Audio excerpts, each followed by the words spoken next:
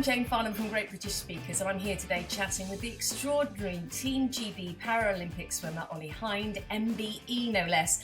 Hi Ollie, thanks so much for joining us today. How are you? Hi Jane, yeah, very well, thank you. Thank you for having me today. Looking forward to it. Oh, it's so wonderful. This is a great opportunity for me, as I just mentioned, to find out more about the speakers that we have here at Great British Speakers, and we come across some amazing speakers every day, and of course you're one of them. So before we get into the speaking itself, tell me a little bit more about your early life, and in particular the role that muscular dystrophy played in that when you were growing up. Yeah, absolutely. So I was really fortunate actually. I had a really great childhood. My parents were really supportive of anything that I wanted to do, anything I wanted to achieve. They always kind of instilled in me that anything is possible if you work hard and make the sacrifices. So very fortunate to have that kind of upbringing. Very happy childhood. I was a very active kid. I absolutely loved all kind of sports. I actually got in the water for the first time. I believe I was about 1.5. So I wasn't very old at all when my parents first got me into the water. I was always a really active child, loved all kinds of sports. Very big football fan, as I still am today.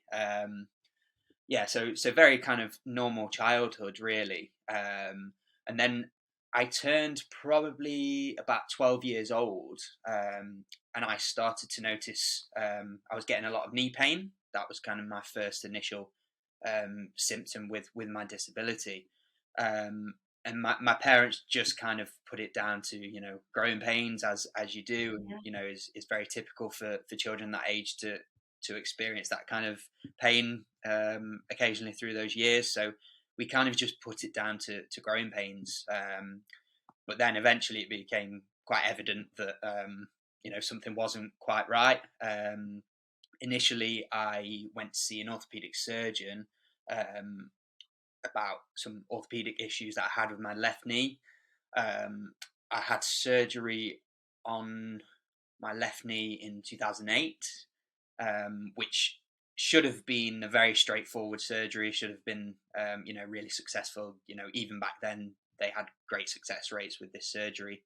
But unfortunately, it went the opposite way for me. So my orthopedic problems actually got a lot worse. And during this time, I was also experiencing a lot of fatigue. Stairs were becoming a bit of a struggle for me. Even kind of writing, taking notes at school and things were becoming a bit of a struggle.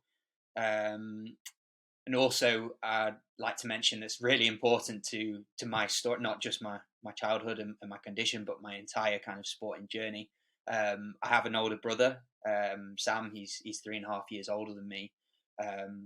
Who also has a disability. He was actually born with talipes, so his feet were turned in, so he had surgery as soon as he was born, and then later was diagnosed with muscular dystrophy also. So given my brother's kind of... Is that quite rare for children to be diagnosed? Yes, relatively. I mean, the thing about muscular dystrophy, it's quite a broad kind of spectrum of different conditions that fall under that umbrella. Some children are diagnosed with muscular dystrophy, from the moment they're born, and they're really severely affected by it. Others, go through childhood, adolescence, and then into adulthood, and they're not diagnosed until sometimes even kind of late adulthood, and it doesn't really affect their day-to-day life too much. But given my brother's medical history, we thought that was an avenue worth exploring, given everything else that was going on. And eventually, I went through kind of all the different tests and things, and saw succession of different doctors up and down the country, and eventually I was diagnosed with muscular dystrophy. And I think I was probably about 13 when I got my final diagnosis. So very tough for anybody to hear. Despite a very young child, I didn't really know what my life would look like. I didn't know what my future would hold. I didn't know, how my health would progress, for one, because the prognosis again a little bit uncertain. So it was very challenging, a very challenging time for me. I remember kind of being at school one day and just thinking, why me? This is not fair. Why me? Like I said, I was very active, loved all different sports. So, so how did it affect you, Ollie? Yeah, so my muscular dystrophy, it affects my entire body. So it's more distal than it is proximal. So basically, that means the further you go down my limbs, the worse I'm affected. So basically, my hands are more affected than my shoulders. My feet and lower limbs. The lower part of my lower limbs are more affected than kind of my hips. And it affects my muscle function. So my muscles don't work as effectively as they should. It affects my fatigue levels, so I can get very tired very quickly, particularly on land. That's something that I've really noticed as I've kind of progressed, my conditions progressed. And then my coordination is also impaired a little bit. So it's quite a widespread condition. Like I said, it can affect people in different ways and to different severities, but it's tough. It was really, really tough time for me. So a lot of people then, so obviously that was a big, knockback really at that age, but a lot of people have, find inspirational people in their lives that they've seen on the telly, in the sporting world. Mine was John Craven on Newsround when I was growing up. I used to love him, still do. But your hero was a little bit closer to home, I understand. Yes. Who was that? Yes, absolutely. Yeah. Well, I've already mentioned that I've got an older brother, Sam. Now, I don't like to give him too much credit. I know, don't do that. But I've got to be fair. He was very influential in not only my sporting career, but also my life. Like I mentioned at the beginning of the podcast, Sam also has a disability. And he also happened to have been a Paralympic swimmer. So I was very fortunate to be able to watch Sam and kind of, I guess he showed me exactly what it took to be the very best and to really get the best out of you. So Sam, like I said, Sam's 3.5 years older than me.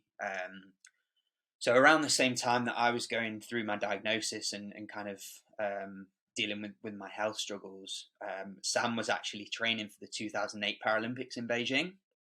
And he was living at home at the time. So I remember kind of watching everything that he was doing, just him living his lifestyle as an elite athlete, what it took, all the training that he had to do, rest, recovery, and all the sacrifices that he was making.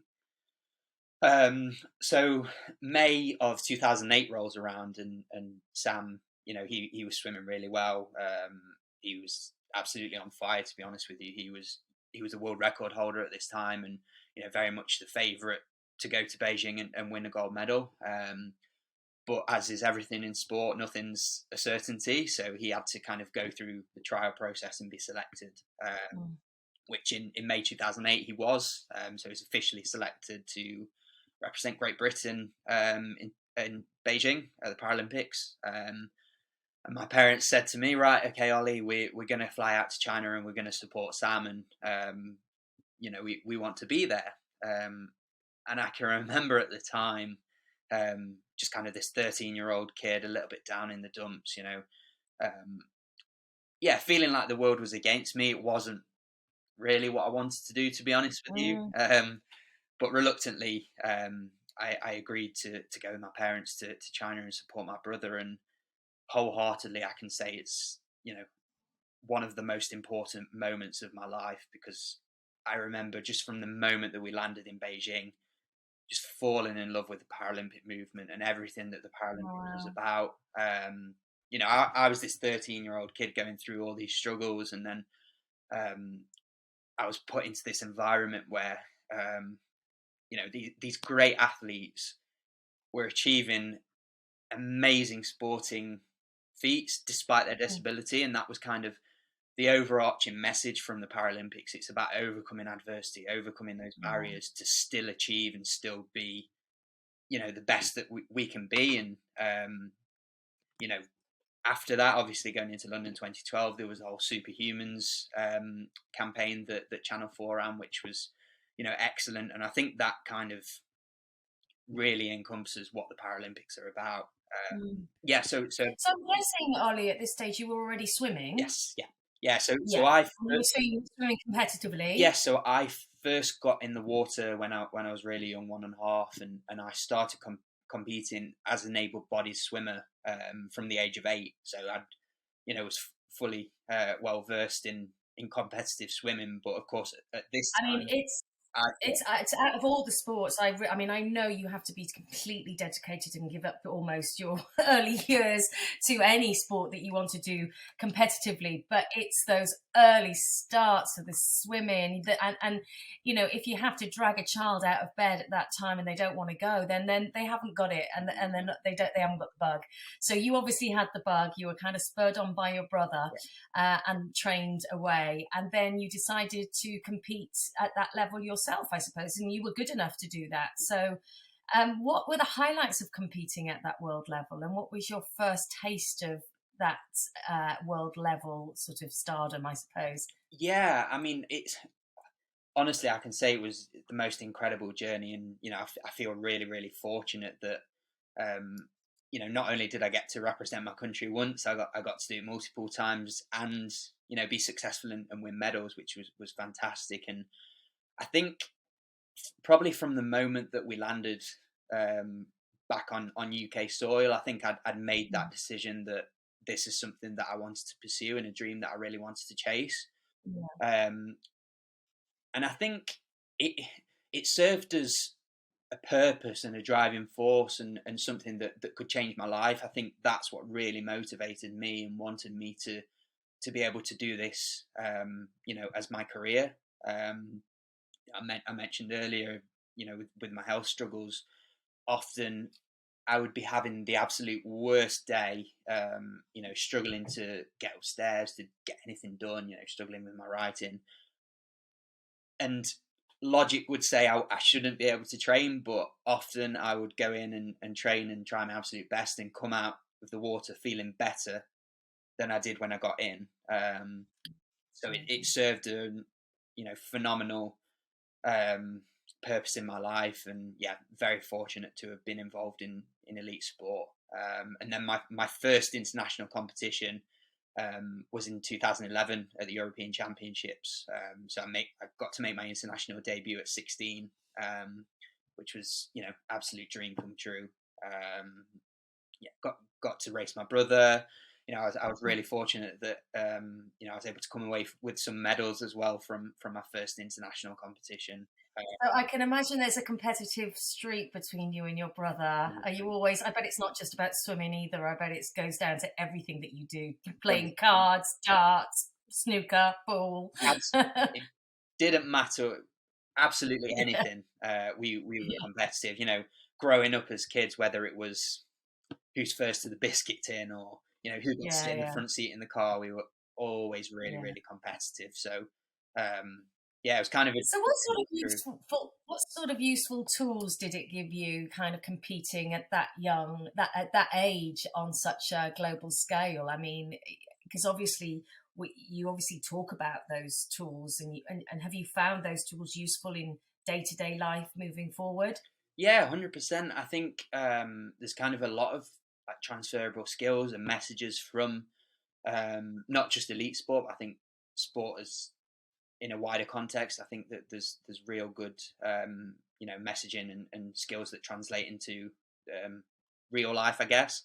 But for me, being able to compete at that level obviously requires an immense amount of dedication and sacrifice. And I think particularly with swimming as well, because it is such a time demanding sport, it requires 10 sessions a week in the pool, each session lasting 2 hours long, plus gym sessions, physio, sports science sessions. So it's very much a commitment. And kind of to add to that, I think it's very much a sport that is about the 1%.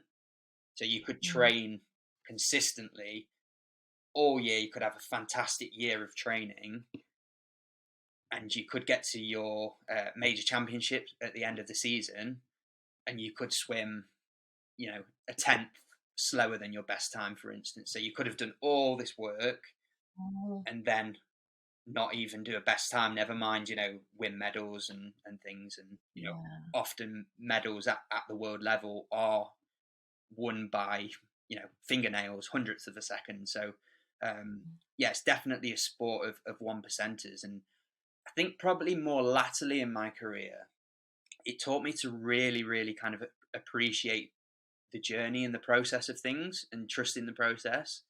I think as I got to become an older athlete, I kind of fell in love with having that kind of growth mindset and almost the pursuit of going into training every single day, week after week, and always trying to do something better.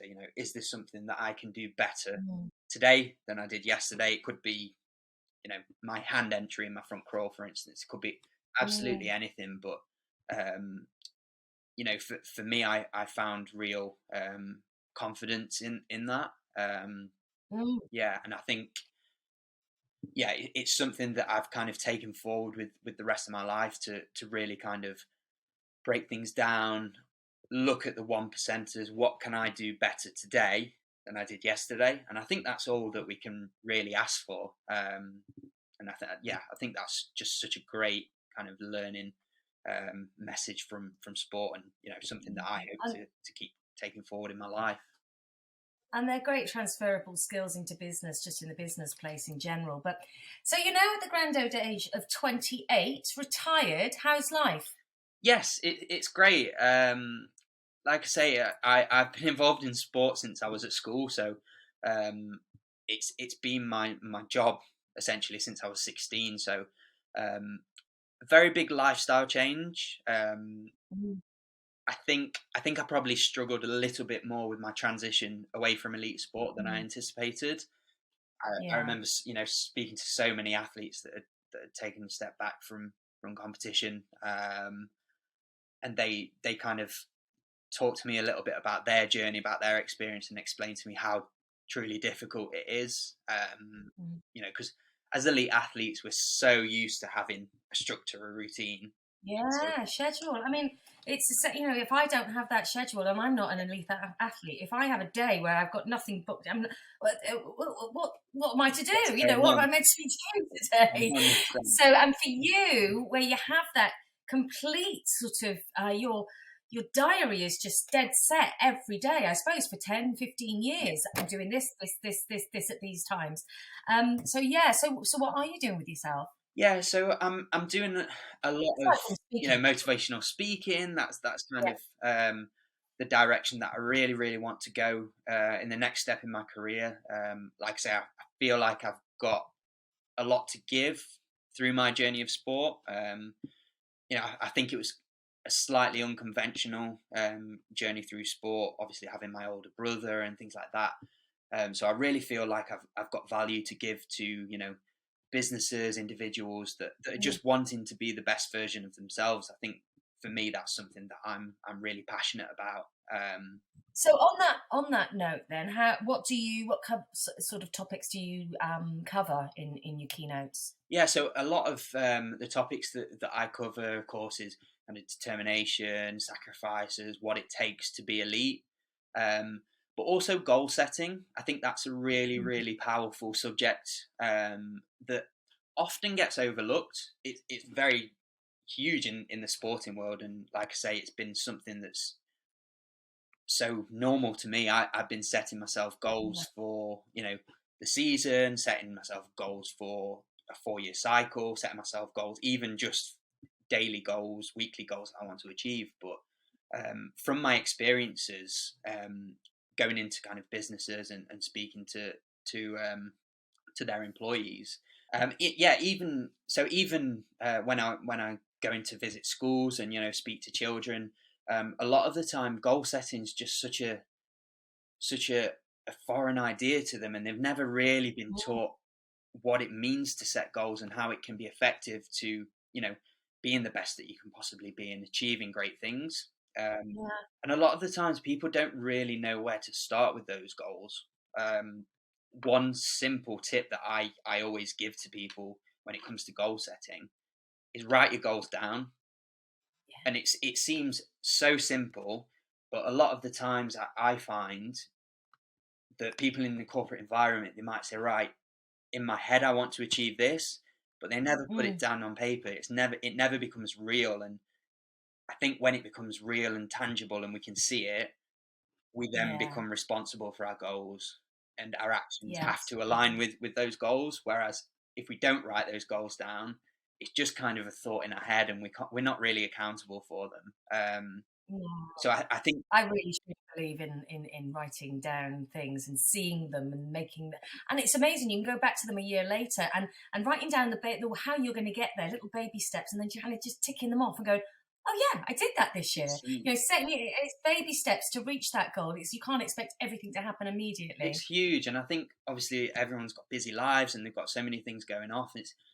It's sometimes a challenge to almost remember what you've achieved and kind of just remind yourself, okay, this is how far I've come. This is what I've been able to achieve. I just think there's so much power in writing our goals down on paper. Yeah. So do you discuss mental health at all? Yeah, absolutely. I think that's a big issue at the moment. That's very much a topic that I like to cover in my keynote speaking, and again, also when I go into schools and speak to children and even staff. I've been quite open about some of my mental health struggles that I've had to overcome throughout my career. Obviously, going all the way back to my diagnosis when I was a young child, and having to overcome that, and putting things in place, people around me that really helped me get through those difficult times. I'm someone who's very passionate about mental health, and I think it's important that we not fix our mental health. I think that's really important, that we don't see it as something that's either fixed or not. I think it's something that we need to continually monitor and continually work towards, and improving our mental health and keeping on top of that. Something that I'm incredibly passionate about. And I think with mental health, you have to be really proactive. As you said, it's not something that you just fix overnight. It's something that you have to little steps, learning how to say no, putting in healthy boundaries, 100%.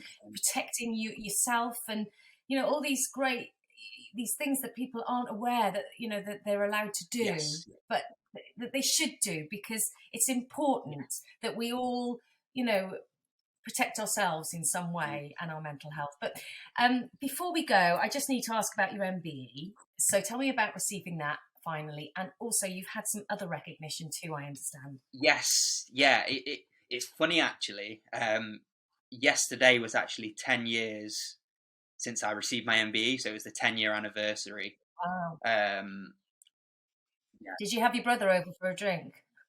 I didn't actually. It's funny because he hasn't actually got an MBE himself, so I always have bragging rights with that one. I'm sure you do. That sibling rivalry will never end with you two, I think. To be honest, Jane, it's just even now, thinking 10 years on, thinking back to that day, it's just surreal. It's just surreal to myself and my family and everyone that supported me. It was such a fantastic experience. King Charles actually presented me my MBE on the day, and it's just incredible to think that I've been recognised at that level for something that's been so normal to me. I've been, like I say, I've been swimming my entire life, and it's been, my entire life, my entire focus and energy since a really young child. So to be recognised for that, and for being recognised for the impact that I've had on sport on a bit of a wider scale as well, is just something that I'm really, really proud of. Oh, well, as you should be. Thank you so much for joining us today, Ollie. Obviously we're going to put you in front of our clients, and if you'd like to hear about resilience or determination, and so many mental health, so many subjects that Ollie can cover, that it's been just inspirational talking to you. Thank you so much. Thank you very much for having me, Jane. So if you'd like to book Ollie to speak, you can simply contact myself or Steve at Great British Speakers on 01753 439 289, or you can email bookings@greatbritishtalent.com.